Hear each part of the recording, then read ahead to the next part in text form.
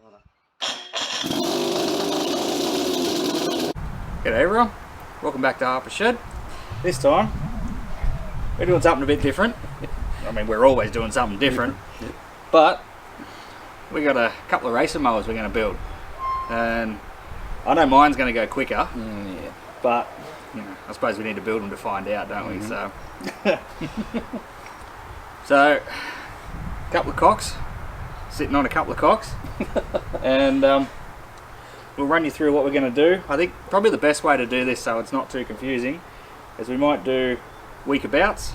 So one weekend I'll put some effort into mine, and then the next weekend we'll get some effort into yours. Hopefully without too long we'll have two running mowers. So we'll take you through a bit of a walkthrough and show you what they're going to end up like. Alright, so first one to work on. This is mine. So both mowers are Australian made Cox mower, and pretty particular reason why we picked them. They were really cheap and they don't run.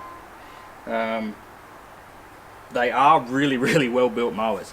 Never built a racing mower before, but the chassis on these is heavy steel.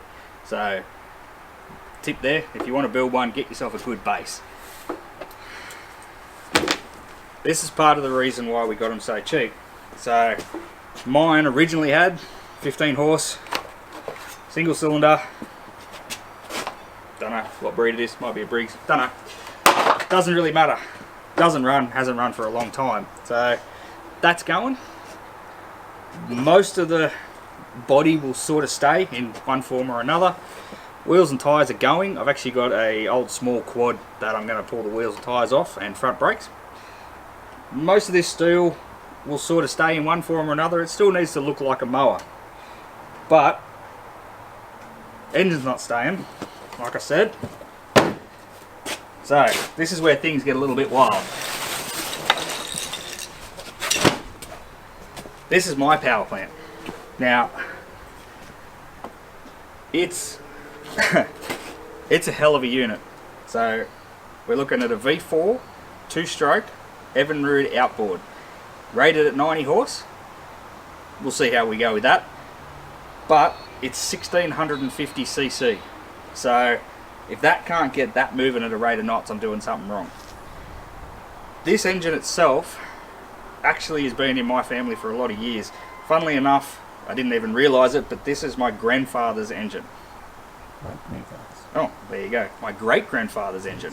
So yeah, it's cool to be using it for something. This has been lying around my dad's shed for as long as I can remember, and it's cool.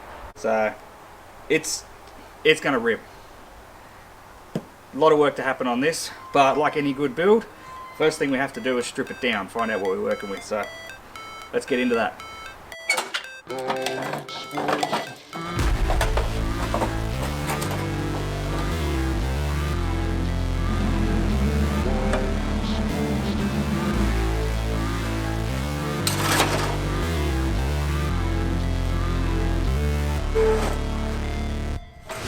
Never break, never quit, do it right, play the game, win it life, have no shame, there's no time, feel the pain, live the grind, I could change, in my mind, pick a lane, commit and climb, the only way to win it life, I never miss, that's fact, taking big swings, bitch, hand me the bat, put me in the ring, you'll go out in a bag, cause I sing what I mean and I bring it to the mad light, ain't got time to kill, I got time to feel, like a red pill, I know life's short so I wanna live real, but how's it supposed to feel?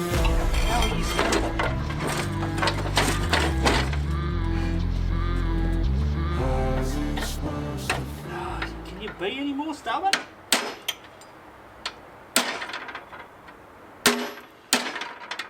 Get out. Thank you.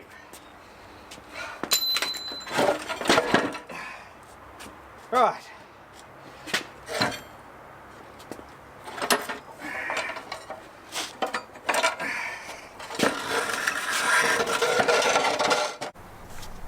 There we have it. My racing mower. Ready to go. Well, maybe need to put a few more things back on. But like I said, these things are built really well. You got 3mm thick folded steel for the chassis. Really, there's no need to reinforce that. I don't think it's going to move. Yeah, so we're stripped right down. There's the, excuse my shadow, there's the rear end. So there's a fair bit in here that I'll probably end up repurposing. So we got the solid axle, which is a, what do we look like? It looks like probably a 19, yeah, 3/4 inch solid bar, a couple of pillow blocks, just sprocket on that side, which is questionable. Don't know, but a lot of this steel probably end up getting cut and shut and made into brackets and things, so none of that will really go to waste. As far as the internals go, there's not much in there I'm going to use. These drive cones, drive plates, I'm not going to worry about. But yeah, that's where we are. So, pile of parts, engine, don't care. Not locked up, no idea whether it runs. Again, don't care. Some of this sort of wheelhouse area I'll reuse. Don't know which parts yet, won't worry about that.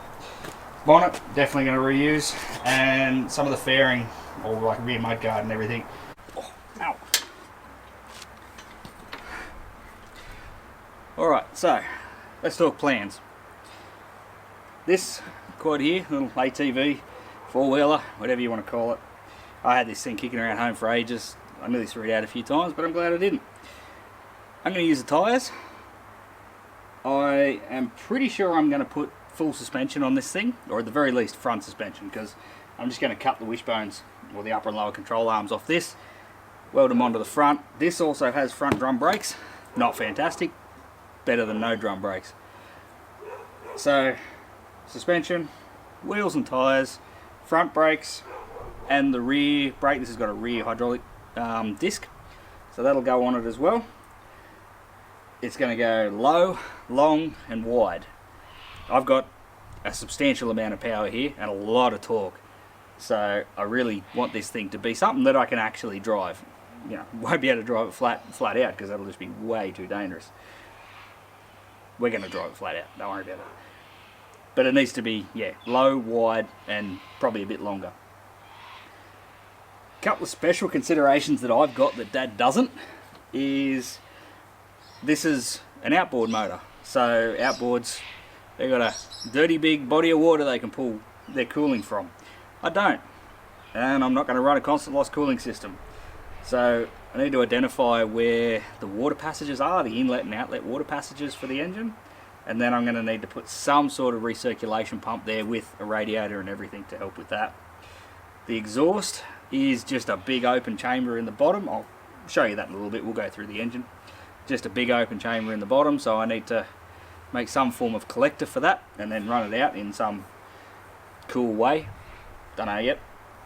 And then my drive system. So I really like this engine, apart from the lineage. You know, as I said, my great grandfathers, great grandfathers. It was his off his boat, so it's pretty cool. I'm going to reuse it, but it's vertical shaft. Now somehow along the way I need to get my vertical drive into a horizontal drive. At the moment that's my biggest hang up. I don't really know a good way that'll handle, you know, 5.5, 6,000 RPM and 90 plus horsepower of V4 two-stroke that just won't explode like a 90-degree drive or a, you know, or a right angle drive. So that's my biggest kicker. If you got any ideas, leave a comment. Definitely, it needs to be small, compact, and, you know, fit underneath. So if you got any ideas, let me know. I'm stuck. All right, let's take a brief look at some of my drivetrain. This big mamma jamma I picked up, I don't know, ages ago at a garage sale of all things. It was sitting there and I thought, hey, handy if you never use it. Here we are. So, dirty big centrifugal clutch, and I actually, as luck would have it, there are enough markings on here that I was able to get a manufacturer and a model number off it. It turns out this particular clutch arrangement should engage at about 1,000 RPM, which is fine, and should be good for 80 to 100 horsepower, which works well for what I'm doing. And it also has a maximum rated RPM of 4,000. Well, you know, there's got to be safety margins there, right? So we'll run it. But typically you would put this straight on the bottom of the engine. For reasons that'll become apparent later on in the build, I can't do that. I'm going to run out of height. So what I'm going to do is off the bottom of the engine, I'm going to have a sprocket, and it's going to come back and drive the clutch portion, the actual flyweight section. So it'll come back and drive this, and then the bell will be sitting over. It'll have another sprocket on it that will run back to the final drive assembly. What I need is, because this is going to be mounted after the engine, is I need some way for these two components to spin independently of each other but stay in line. So what I'm going to do is make an idler shaft out of this 1-inch bar. So I'm going to counterbore both sides of each of these, so that side and that side, and same with the bell, and it'll all sit onto this one shaft, and I'll just have to make a spacer ring that goes in between the two center bearings so that that face doesn't come into contact with the bottom of the bell. So they'll just sit together, obviously recessed and counterbored. They'll be able to spin free of each other. This will cop the drive off the engine. When it spins up, it'll grab hold of the bell like it's supposed to do, and then that'll then drive to the back end. So pretty simple, just a bit of machining.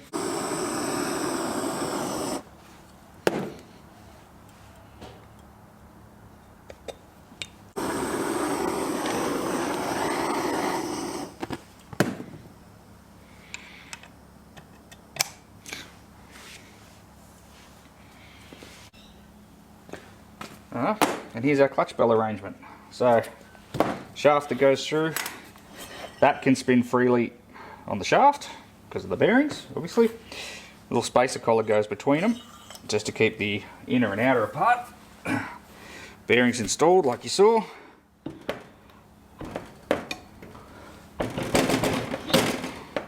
On the shaft with a little bit of a tap, because that's what happens.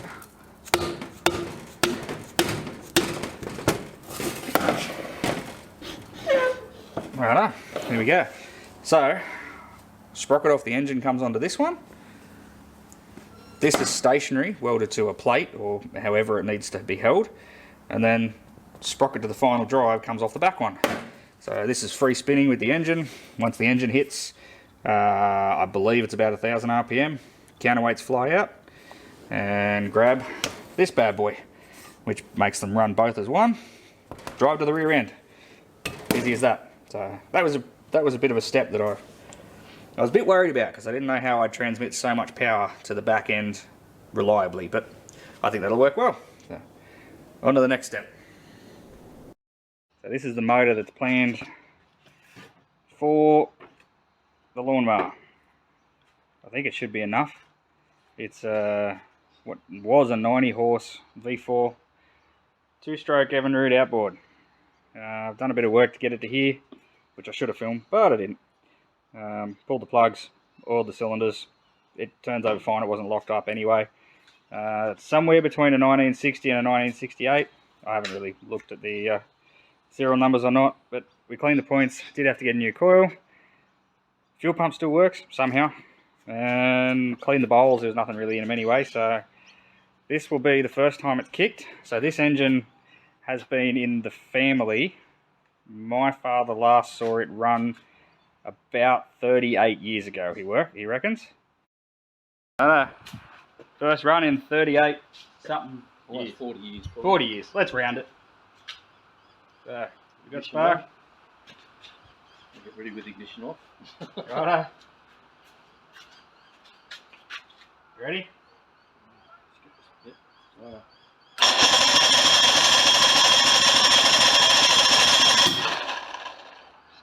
Almost. Right up.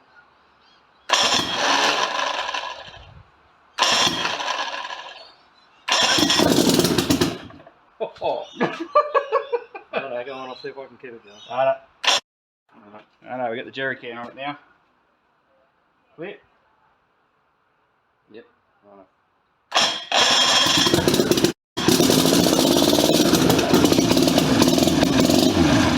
it backwards. Yeah, it's retarded. Alright, let's fix that. Get the timing right. Righto, another timing adjustment. One more advance, right? One more. See how we go this time. Right, so I should be able to get it going with this now, so I've got here. Right, That seems pretty, a lot of RPM. right. Okay, we go.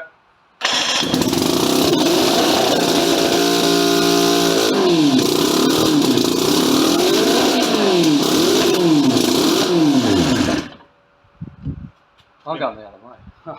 Hey? I tried to shut it off, it wouldn't. I'm Yeah, going the belt's wrong come way. loose again, we've got to adjust that. Shit's good. No, that's all right. Yeah, that's throttle open, that's Yeah, idle. That's all right. That's idle. That's a lot of throttle. Right. That's, yeah, alright, you're right. That's a Yep. fair bit of throttle. You're right.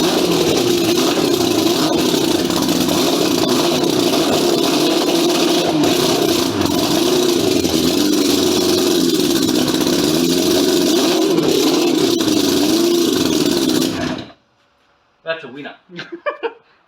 I may need a muffler. Not better than the RX-7. It does more success to the RX-7. I think I might need a muffler. Yeah.